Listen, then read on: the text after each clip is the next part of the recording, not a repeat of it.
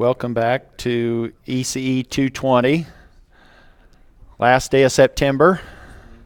And you don't have anything due today, but you do have things due tomorrow. If you're in Group B, which is Section I, your lab number 1 is tomorrow. Homework number 5 is due for everyone. And then if you're in Group A, you have a couple of things that you need to turn in to the D2L website this week. Wednesday is your lab number 1 report, and Saturday is your pre-lab for lab number 2. They get stacked up in that week. Group B gets that next week. Today what I want to do is give you a little bit of a background so that you feel maybe a little more comfortable performing lab number 2. I guess the feeling is maybe you're getting bored with just constant sources.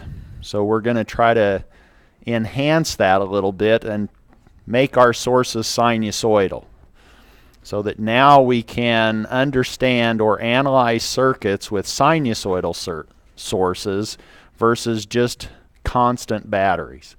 How do we analyze a circuit when we have sinusoids as sources? And what we will learn is that sometimes it's easier or more convenient to move out of the time domain, which is where these waveforms are existing, and go into the frequency domain and describe them as their magnitudes and phase, and keep track of things or do our analysis in the frequency domain. And then it's essentially the algebra that we're learning with DC sources. It's similar. That's what we want to do today, is analyze circuits with sinusoidal sources, and that's lab number 2. To do that, we said we want to maybe go into the frequency domain. Well, that means now we want to open up our toolbox and insert some richer numbers, a richer number field, which is the complex number field. And in that sense, you can think of this as a two-dimensional plane of numbers versus just the real line. Now we can have our number assuming 2 different dimensions, and we'll write that in equivalent ways in polar form. You might now see this written as Z is equal to R at an angle theta, and that point, Z, is the same point over here, but now maybe we are writing it with respect to rectangular coordinates. Meaning in one way of writing that complex number, we're worried about a radius at an angle, and in another, we're worried about walking along these blocks of real and imaginary components, or making it into rectangular coordinates. And we'll try to get comfortable going back and forth. And why do we want both ways of thinking about the complex numbers? Well, the polar form is easier when you're doing multiplication and division of numbers. The rectangular form is more convenient when you're doing addition and subtraction. It's helpful then to be able to go back and forth between polar and rectangular, and it's really just trigonometry. Then we're not only worrying about chapter Appendix B, but you also can read the first few sections of Chapter 9 to get you comfortable with how do we convert these time domain sinusoids into the frequency domain, or into their Phasor form, which is really magnitude and an angle.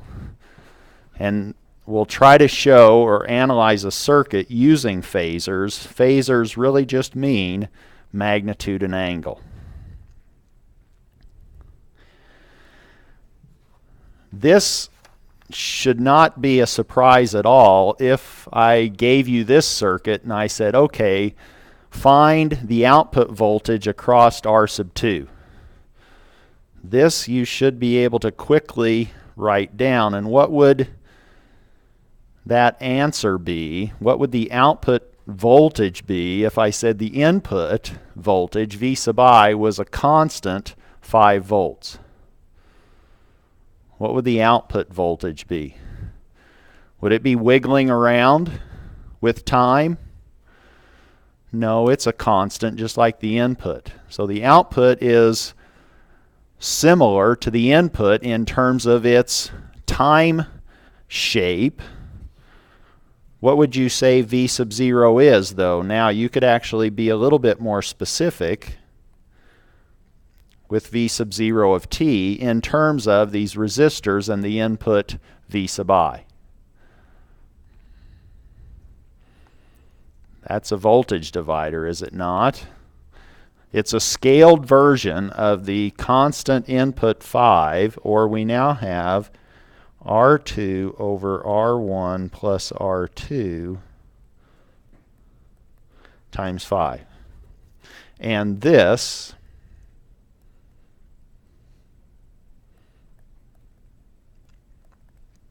is a constant just like the input was a constant. We put in a constant and we see constant voltages everywhere in that circuit. If I said, what's the voltage across R1? It would be similarly determined, and it would also be a constant.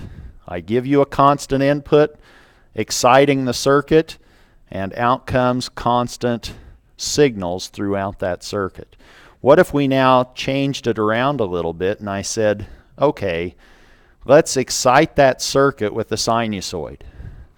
Let's shake that circuit. Now you're going to get to use more instruments in the lab. Now you can turn more things on than the multimeter and the battery, the power supply. Now you get to turn on the function generator to generate these new waveforms, which could be then used to create a cosine at a frequency of omega. Omega is in radians per second. Omega t, now you're taking cosine of radians. And omega, that's 2 pi times the cycles per second, or hertz, f. Omega is 2 pi f. So if you're shaking this system,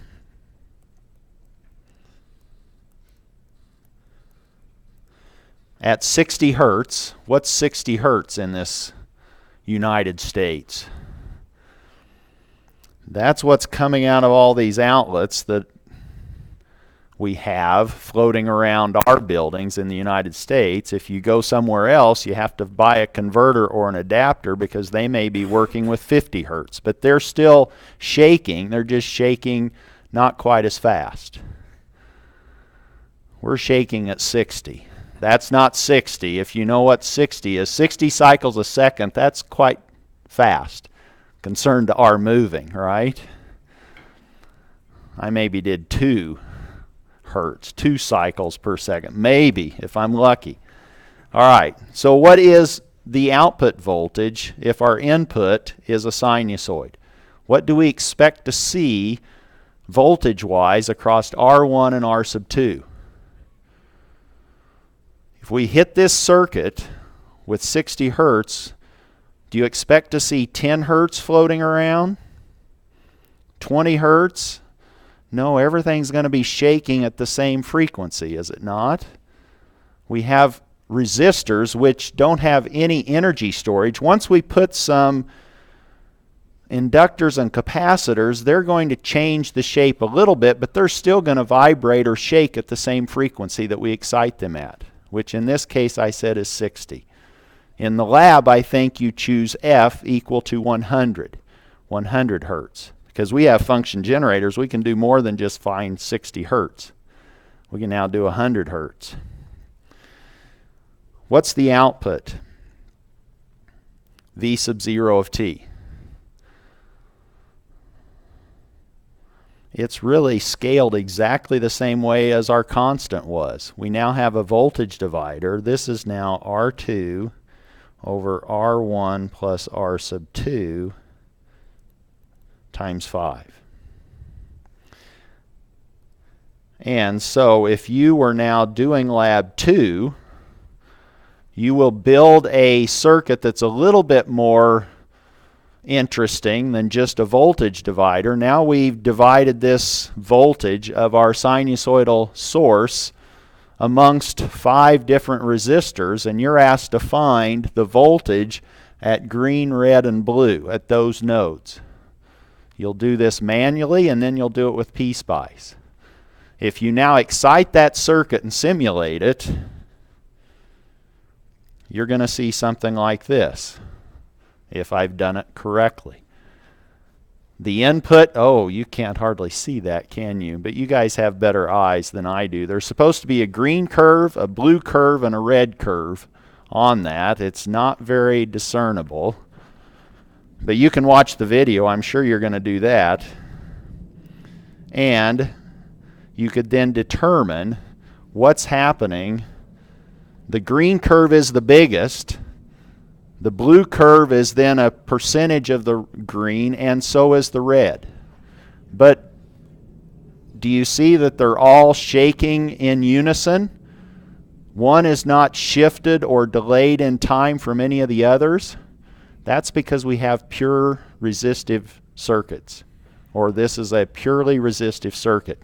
We are all lined up. We're all shaking in phase. We're shaking at exactly the same frequency. One's not bumping slower or faster than the others. And it's all because we have resistors in this circuit, and we're exciting them with a sinusoid. In order to analyze that more efficiently, we need to introduce, or we will introduce, complex numbers. That will allow us to move from the time domain into the frequency domain, or into a phasor form, and then our algebraic techniques are valid, and we don't have to worry about sines and cosines, adding and subtracting, multiplying. That gets messy. Now we'll deal with phasors, which are complex numbers. And complex numbers arose initially when somebody said, well, what if I have a polynomial equation, x squared plus 1 equal to 0? What value of x will solve that? Well, if x is restricted to being real, then you're not going to have any solution, are you? Because if x is real, what's x squared? It's positive. Whether x was positive or negative, x squared is positive. So this is going to be x squared is non-zero. Real numbers are not rich enough. Even though real numbers are pretty rich, we have a lot of interesting numbers there. We not only have the integers, but we have some of these irrational things floating around. The square root of 2, e, pi. All of those are useful, but they're not as rich as we want them to be because they're just in one dimension. So what if we allowed for 2 dimensions, and when we go vertical, that means we're going off in the imaginary direction. Real is on the horizontal axis. Imaginary component is in the vertical direction. And we want to now create numbers that are on a plane and not just on a real line. The components are real. Those are real numbers, but then we're going to make these real and imaginary components orthogonal so that we can cover the entire 2-dimensional space or plane with our new number system, complex numbers. So if we had J, and we use J in electrical engineering because I is kind of reserved for current. So J is now the square root of minus 1. Instead of I, you might see it in other publications as I, but here in electrical and computer engineering, we'll use J to represent the square root of minus 1 most of the time.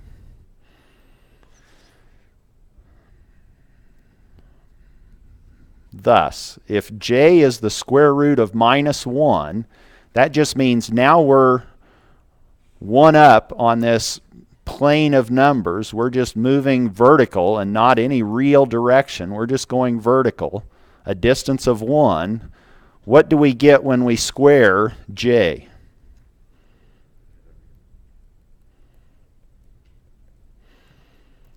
Now we essentially remove the radical symbol, and we're ending up with minus 1.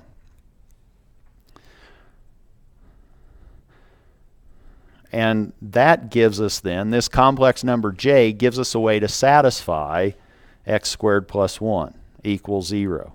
If we solved this for x squared,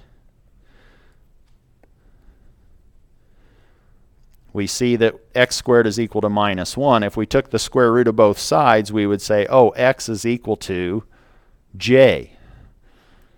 And with x equal to j, which is the square root of minus 1, then when we square x, which is squaring j, which is squaring the square root of minus 1, we end up with minus 1.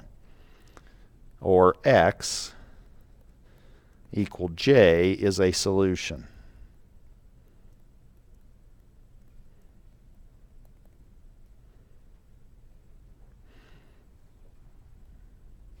To that problem. We now have a richer number field. Instead of just a one-dimensional real line, now we can visualize complex numbers in this two-dimensional plane. And when we add them head to tail.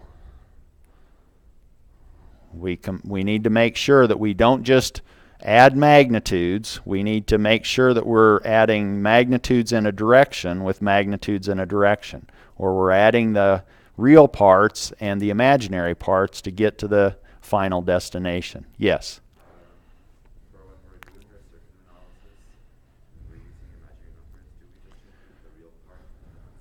So when we're doing our analysis and we're trying to find what's going to happen with our voltages or currents, do we just use the real part since that's real, the other is imaginary? No, we actually need to use everything. We need to use x plus jy. And then the result, we will translate that back into the time domain in the right way. So we need to make sure that when we're analyzing the circuit, we're going to have complex numbers floating around. When we start to get into inductors and capacitors with sinusoidal sources, we'll represent those as complex impedances. And they will be complex resistors in a sense. We'll generalize this notion of resistance to having complex impedances associated with our inductors and capacitors. And we'll still just keep track of everything, keep track of all of the complex quantities, do the algebra with complex math, meaning complex number math, not complicated math, complex number math, and then we'll extract the information we need when we get to the end and want our solution. We'll go back into the time domain. So we're going to be running back and forth. In other classes that I teach, when we have to worry about two different domains, I say, well, if you're in the time domain, maybe you're in the kitchen. And then you need to go to the frequency domain to work the problem. Now maybe you're in the living room. And you have this mindset that now, as an electrical and computer engineer, you need to be able to think in both domains and go back and forth. Oh, wait a minute. I need to get the solution in the time domain. I need to go back to the kitchen and put it back into the time domain.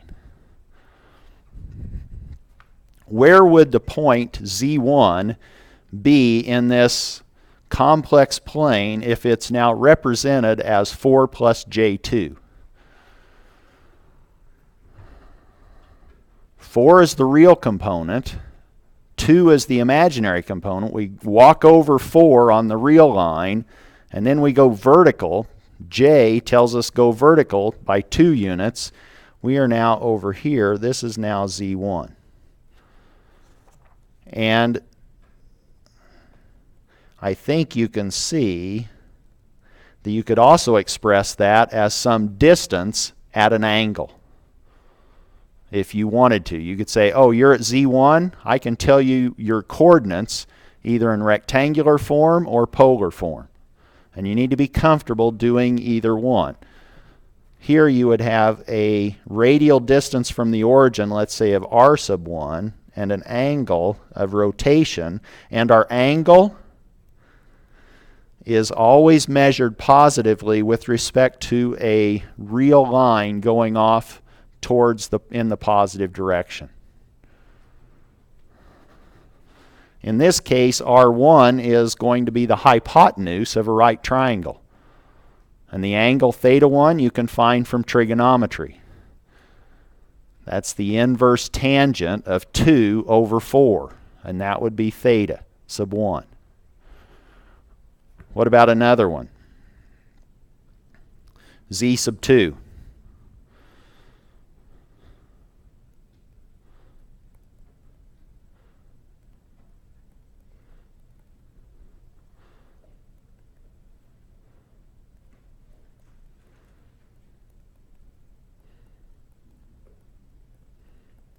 What's R2?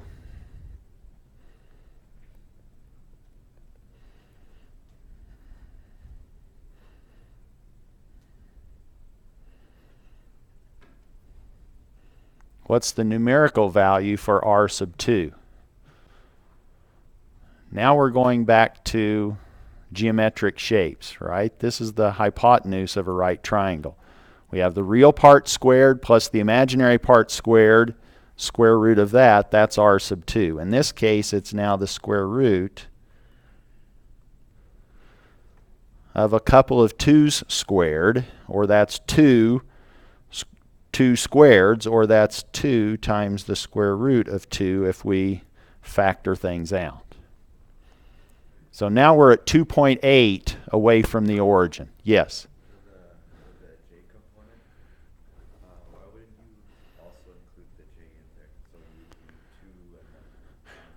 So now the question is, why don't I use the j in this formula for r sub 2?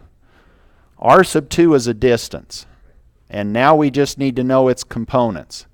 So now we're going 2 in the real direction, horizontal, and 2 in the vertical. That's all we need. The vertical is taken care of by the j, but we don't need to notate that in this form. We just need to know the distance. So we don't put the j into the expression for r sub 2. If I said, what's the distance from the origin to that dot, z sub 2, you wouldn't have some j floating around unless you were writing it in rectangular form, which is what the 2 plus j2 does. Here, what's the angle theta sub 2?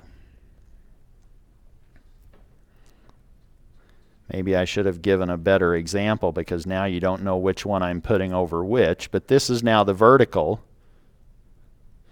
over the horizontal. Or that's the inverse tangent of 2 over 2, which is 45 degrees, or pi over 4.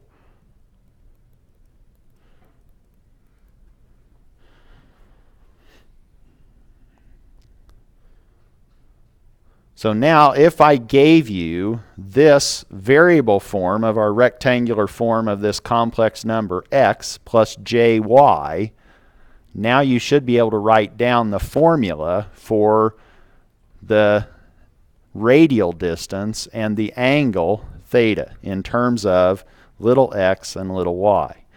Now we can say, oh, that's just the horizontal component plus the vertical component, the horizontal component squared plus the vertical component squared, square root. I just need the hypotenuse of a right triangle. And theta is the inverse tangent of y over x.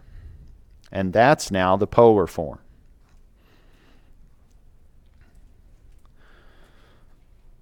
Suppose now you've done all of this analysis and you were just doing a multiplication and now you end up with your complex number written as a magnitude at some angle.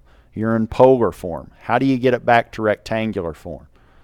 Just the opposite way. You just reverse those steps. Now if we had this complex number z as r at an angle of theta, then what we want to do is we want to project that location down on the horizontal, so we're orthogonally projecting onto the real axis. And if we call that x, and then if we project its vertical distance on the imaginary axis and call that y, now we should be able to find what x and y are, since this is the r and there's the angle theta. What's x? Make your trigonometry instructor proud.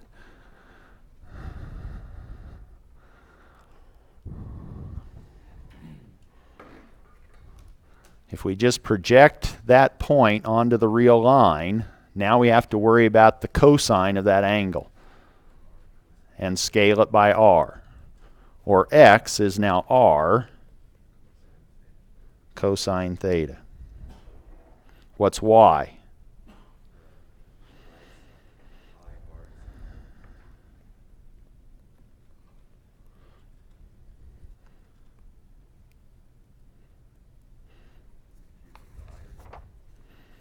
So now, do I need the I or the j? Not if I just want the components, but if I want to put those together into a complex number, then I need to basically say, oh, y is my imaginary component, and I need to tell it that by multiplying it by j. So if I wanted to write z in rectangular form, I would now say this is z plus j y. So j tells me what direction I'm going, vertical, or how much I'm going vertical, and the real x plus jy. So now if we wanted to write z,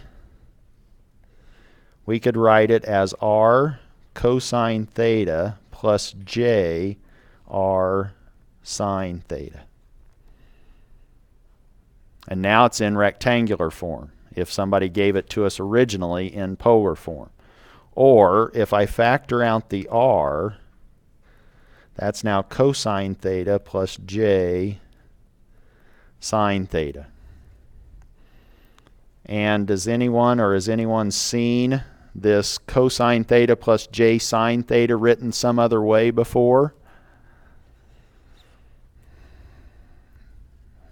Maybe not, but now you're going to. Now it's going to be a complex exponential. We're going to write this as e to the j theta. We're going to raise e, this 2.718 that you use a lot in math because you like to differentiate and integrate e because it has nice properties. E to the j, now we have it at imaginary power j theta. And that's given to us by Euler. So if we let r equal to 1, then we just have e to the j theta is cosine theta plus j sine theta. That you need to memorize. So now if you're in a job interview and you run out of things to talk about, you can say, you know, I always have been fascinated by this Euler equation. Okay, sign on the dotted line, right? They're going to be so impressed that you get excited about Euler. Maybe not. Maybe they'll say, next candidate, please. No, it's okay. You need to know this. So now we have e to the j theta is cosine theta plus j sine theta. And you can connect those with this very simple two-dimensional drawing. The x, the horizontal component, the y, and the polar form, e to the j theta. What are some observations we can make from that?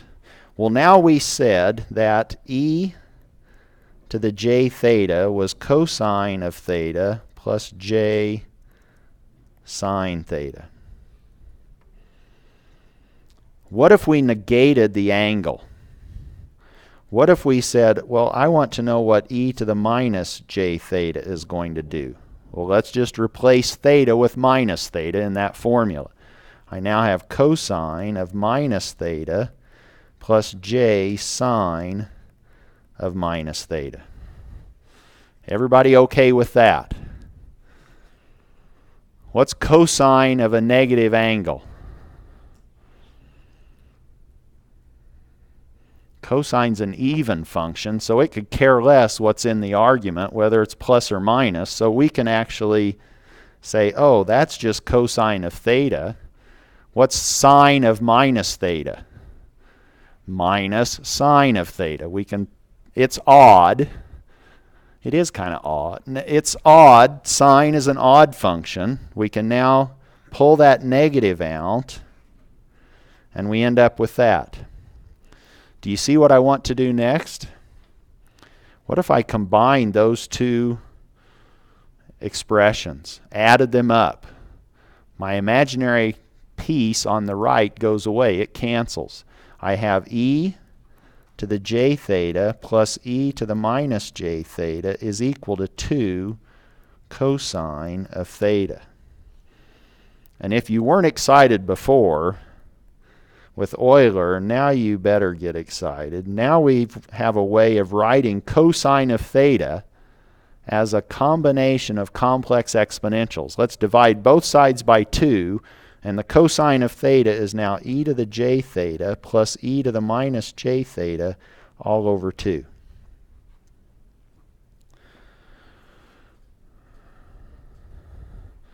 Now that was fun. So let's take it another step. Let's do it again, but let's do it just slightly. I'd sure like to get sine in there. I have cosine now as a combination of complex exponentials. What if I started again with e to the j theta? You're going to have this memorized by the end of class. E to the j theta is, see, we'll just have a give and take. You'll just shout it back. Cosine theta plus j sine theta. Yes? If you're going to find sine, can't you just like draw a triangle from that? Cosine theta equals e to the j theta plus j. We could start drawing triangles. We can do it different ways, but here I'm going to do it algebraically. Let me just go ahead now and say, well, the last time it worked out so nice for us. What if I negate the angle? Cosine becomes cosine of theta. What's sine become? It's odd, so it's now minus j sine theta. But now I want to retain the sines. Well, I could do that if I just subtracted this bottom from the top. And then my cosines disappear, and I retain my sine components on the right-hand side. Now I have a j, but that's okay. Now we have the sum is now e to the j theta minus e to the minus j theta is equal to, the cosines cancel, and we're left with, whoa, oh, I'm getting back to political again. Sorry.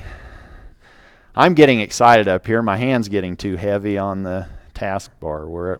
All right, where were we? 2j sine theta. And we can solve that for sine of theta to end up with e to the j theta minus e to the minus j theta all over 2j.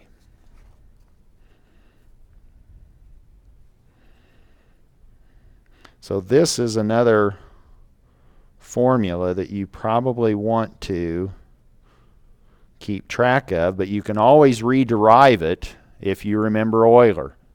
E to the j theta is equal to cosine theta plus j sine theta, and you can convince yourself of that by going back to the two-dimensional plane.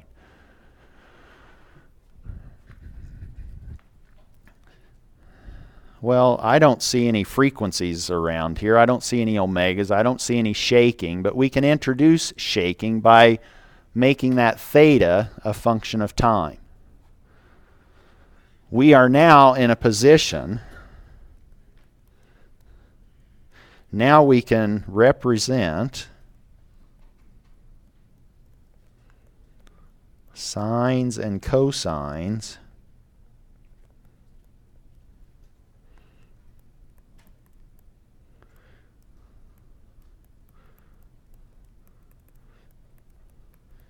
using complex exponentials. And to make our life a little bit easier, we will introduce a new form called the Phasor form, where we will simply keep track of certain property or parts of this total expression. And the textbook calls that the Phasor Transform. And this you'll find in Chapter 9. We will end the semester with Chapter 9, but we're going to go ahead and go up there now because getting it now makes it a little less, what do I want to say, intimidating when we get there at the end. We've already played with complex numbers for most of the semester. Now it's just second nature to do it once we get back to Chapter 10. What the Phasor transform allows us to do is now if we had a sinusoid, let's say r cosine omega t plus theta, we could pull that out of the Euler representation if we just kept or retained the real part of the Euler expansion or the complex exponential. Or what I'm saying is now take the real part, which a lot of times we just denote as RE. I'm going to go ahead and spell it out a little bit more. If we take the real component of R, e to the j omega t plus theta, do you see we end up with r cosine omega t plus theta? This is going to be the real. Let me just now write it out. R, and what's Euler tell us?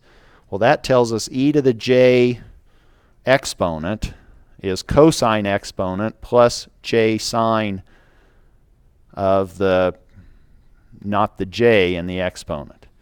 Meaning, I have cosine omega t plus theta plus j sine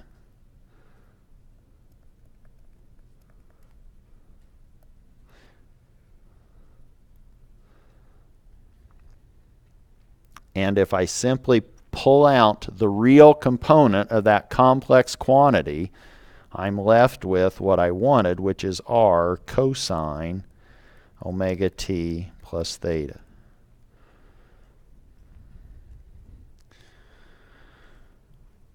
What did we, maybe it was too difficult to see, but in this particular example, it looks so clean to me on my laptop, but in the class maybe it's not quite so easy.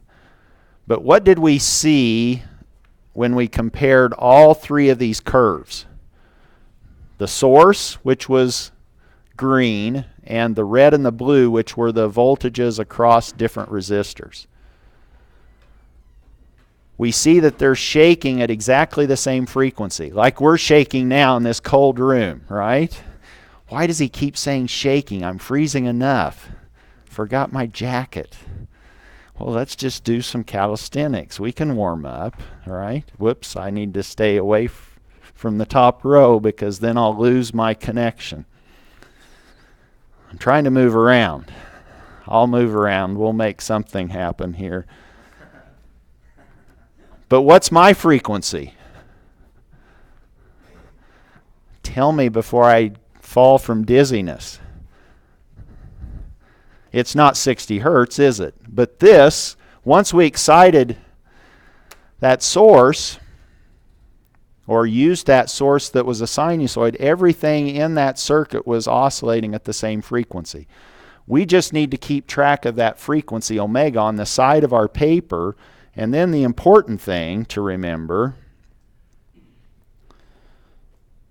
that we have to keep track of is really just the magnitude and the angle. if I know that omega is omega, do you see that if somebody gives me r and theta, I can write down the time domain expression if I know omega. So omega is going to be on the side. When you're at the restaurant and you're ordering your solution, you say, I would like omega on the side, please. You're going to have omega on the side. You're going to keep track of that. If somebody said, oh, here's your sinusoid, it's 5 cosine of 2 pi 100 t plus 10 degrees. You know what omega is. 2 pi 100. That's omega. You just keep that to the side and you keep track of the magnitude, which was 5, and the angle, which was 10. You keep track of r and theta, and now you can analyze your circuit with just r and theta.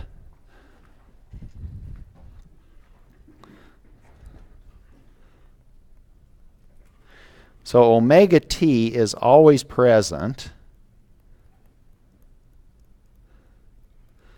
in our analysis, which says that we can now focus our attention on r e to the j theta, and that e to the j theta, maybe that makes you feel uncomfortable. Maybe that makes you shake because it's a complex exponential. Well, we don't need to keep track of e to the j. We know that we could just say, well, that's r at an angle of theta. And that's the Phasor transform from this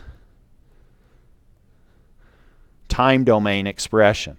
If somebody gives you r cosine omega t plus theta, you can say, oh, its Phasor form is r at an angle of theta. Now we can do our analysis. Our source has this numerical value. It's r at an angle of theta. And when we get to the end, we can put it back into the time domain.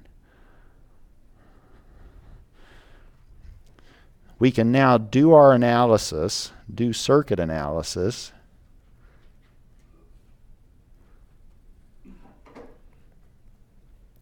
with phasors.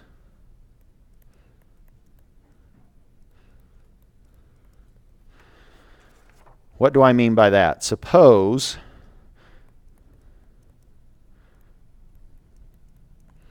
that somebody gives you the following problem. They say, okay, here's a circuit, and you hope they give you something this easy, right? Here's a circuit.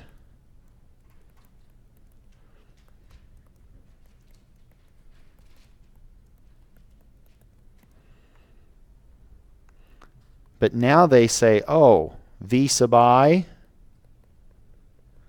that's actually a sinusoid. That's now, let's say, I'm getting tired of R, but I guess I'll keep R. I was going to say A just for amplitude. What do you prefer, A or R? Show of hands. How many want it to be A? How many want it to be R? How many don't want to do it? Okay, don't answer that. I think R wins, but R cosine omega t plus theta. What if somebody gave you something else? Maybe they gave you R bar sine of omega t plus theta bar. Do you remember your relationships between sines and cosines? This is actually now just R bar cosine omega t plus theta bar minus pi over 2. They vary by 90 degrees, or a shift of 90. And we in this class will play with cosines. So if somebody gives you a sine, convert it to cosine and then work with it. Suppose now we're back to the blue. And somebody has now given us this sinusoidal input. How do we analyze this circuit? What we want to do is convert this now into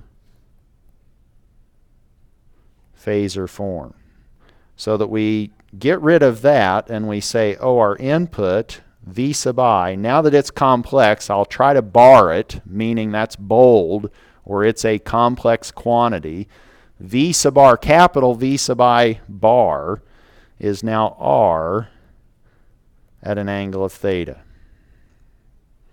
And then over here, what we want is we've gone into the living room. We've now gone into the frequency domain.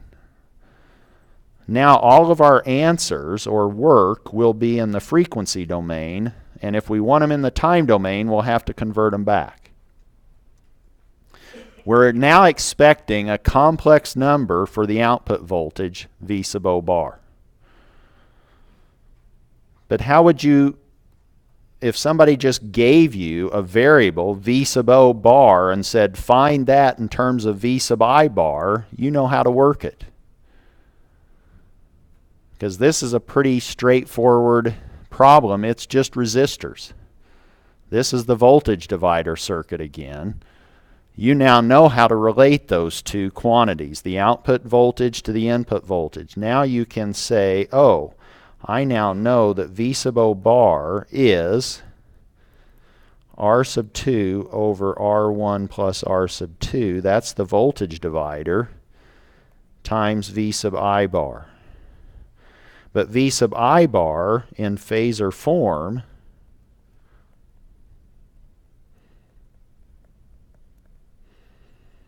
is now R at an angle of theta. And this is in fact our phasor analysis, or if we want to sound a little bit more interesting, we say, oh, we're in the frequency domain for this analysis. This is now analysis in the frequency domain.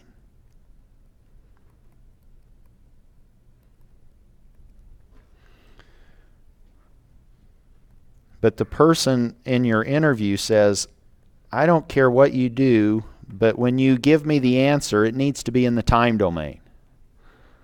How do we now provide the output in the time domain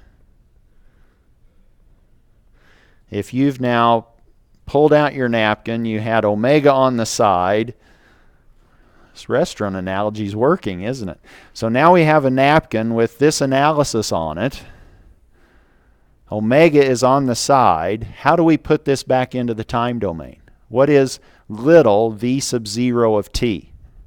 If this is our phasor form of the output.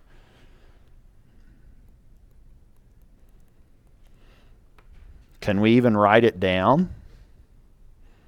Do we even know what's happening in the time domain? How much is it shaking?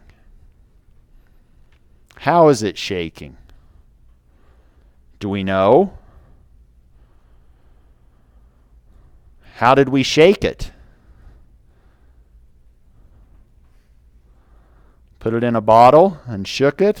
Well, how much were we shaking that bottle? What was the frequency that we were shaking this circuit at in the time domain? We were shaking it at omega. What do we expect to see now floating around? What frequencies? Omega squared? 2 omega cubed? No. It's a linear circuit. All these frequencies are going to be the same. They're all going to be omega. We have omega on the side. How do we now take this magnitude and angle in the frequency domain back into the time domain? Do we have a magnitude? What is R2 over R1 plus R2? Isn't that a number? A real number? R is a number.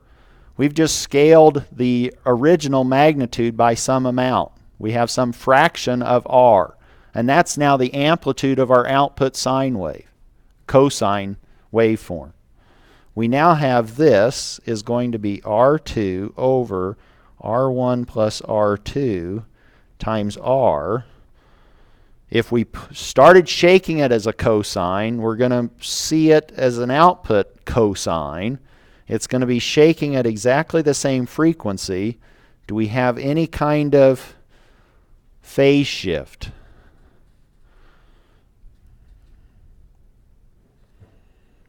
Was there any phase shift between the green, the input, and the blue and the red, the output? There was no phase shift. So, in fact, if we had, this is actually a sine, not a cosine.